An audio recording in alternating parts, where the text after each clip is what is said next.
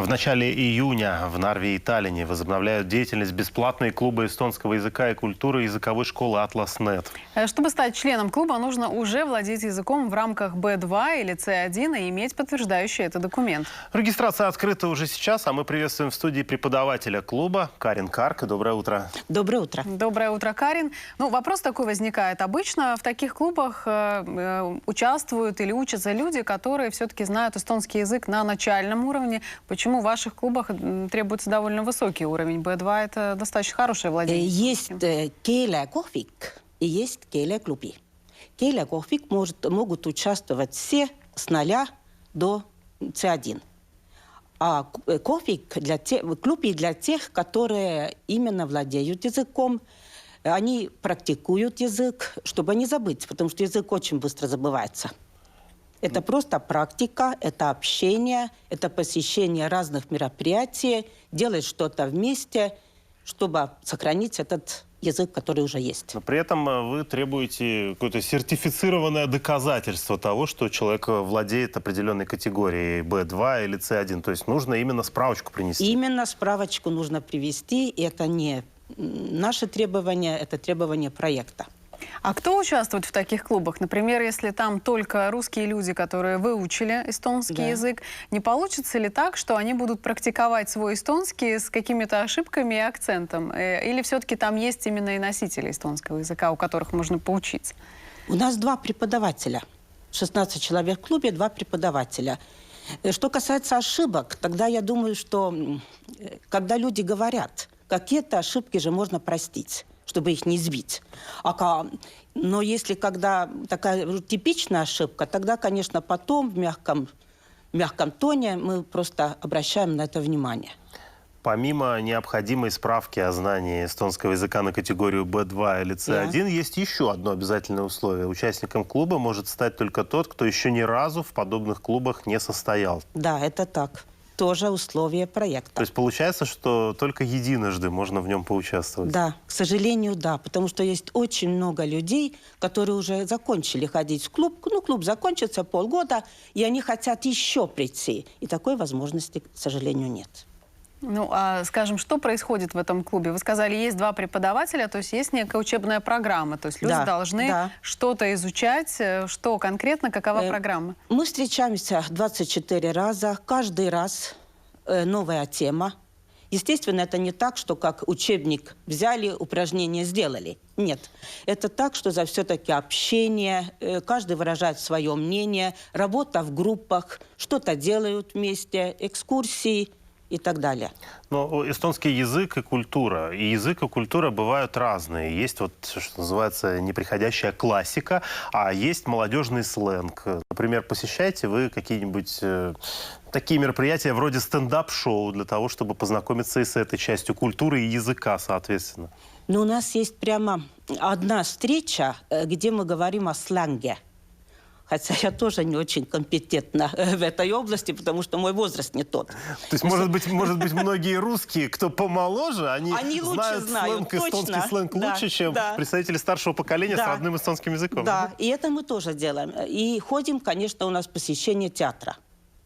И ходим обычно в эстонский драматический театр. Конечно, мы выбираем спектакль так, что не был бы очень сложным. Потому что люди должны понять. И я всегда говорю, что когда перерыв, я в кафе, приходите, объясню.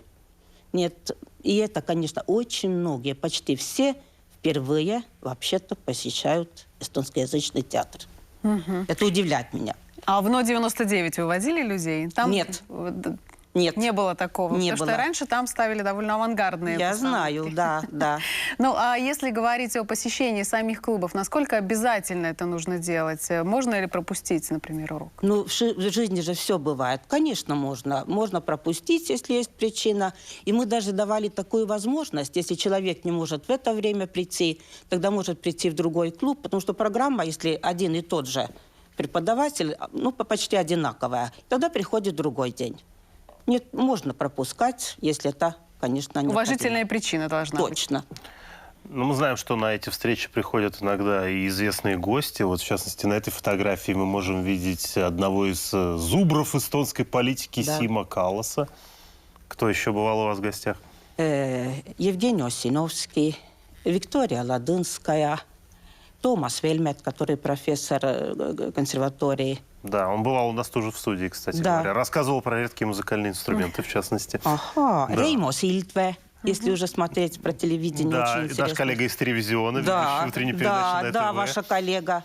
Нет, очень много. А, конечно, вот такие встречи все-таки базируются на личной связи и знакомства. А вот есть ли у вас такое правило, что на русском языке ни слова не произносится на этих уроках? А по губам бьют.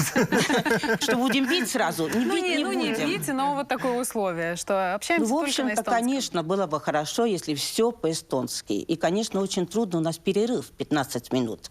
И тогда действительно надо как-то с пальцем показать, что räägime eesti keeles. А вот что касается вот этих категорий, да, насколько адекватна та справка, которую человек получает, его реальным знаниям? Потому что C1 – это высшая категория. Да. Выше не носитель языка получить не может. Ну, C2 у нас номинально существует. Нет, не Нет, ну, существует еще. В Нет, Европе нет, существует. справки не существует. Я имею в виду, есть такое понятие, как C2, но оно предполагает только знание языка как родного. То есть сдать на C2 нельзя. Вот, поэтому C1 – это высшая категория. Да. Казалось бы, человек, который на высшую категорию знает, зачем ему еще учить язык?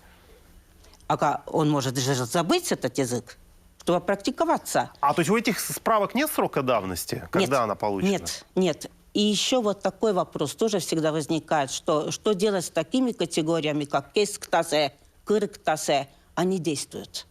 Действует. А Да. к вам, получается, можно прийти только с кырктаса или кесктаса тоже подойдет? Тоже Кесктаса подойдет. тоже? Да. Вот это Да. интересно, кстати Да. говоря. Да. То есть действительно, кто там, кесктаса у нас Уже сколько, давно лет 20 сдал, уже, да, по-моему? уже давно сдал, и кесктасе тоже действует, да. Какие проблемы вы сами отмечаете у тех людей, которые приходят? Есть ли такое, например, что человек по работе привык общаться на довольно высоком уровне и хорошо владеет эстонским языком, а вот бытовые темы для него, скажем, становятся проблемой?